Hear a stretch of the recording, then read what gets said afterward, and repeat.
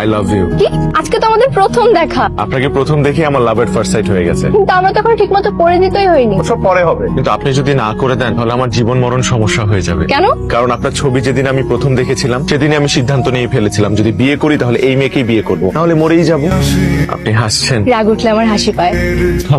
আমার দাদি বলতো যেই মেয়েরা রাগ করলে হাসে তারা ভীষণ সাংসারিক হয়। আমি একটু আসছি, হ্যাঁ, ওয়াশরুম থেকে। শুনুন, জলদি আসবেন please.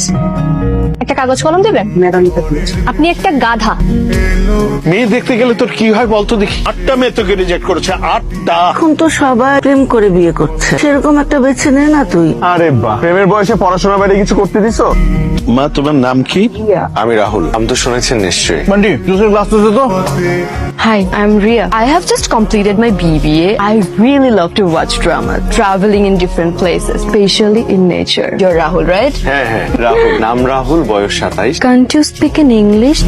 Yes, I can. Why not? Why should I marry you? আবারও ইংরেজিতে বলতে হবে, তার চাইতে বরং এক কথায় শেষ করে দেই। Because I love you. You are super funny. আচ্ছা তো তুই তো মেয়েকে বলছিলি যে তুই স্কুলে প্রতি ক্লাসে ইংরেজিতে ফেল করতে বলছিলি? আল্লাহ, আমার জীবনে কি প্রেম আসবে না? আরে কে আপনি?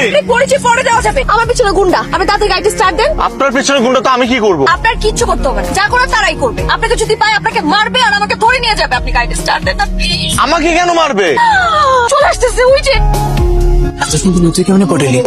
এখনো পটাই নাই। পটাইতে হবে এমন ঘটনা আমি অনেক দেখছি, কিন্তু একা পালা আসছে এরকম আগে কখনো হয় নাই। আপনার সাহস আছে। এই তো আপনি বুঝছেন, ঠিক বুঝছেন। আপনি একদম ঠিক জায়গায় আসছে। আপনি পালা আসছেন আর আমার বন্ধু মেয়ে আসতেছে বিয়ে করার জন্য। কি পাগল নাকি? হ্যাঁ পাগল তো, একটু পাগল। আপনারা কি আমার থাকার ব্যবস্থা করতে পারবেন?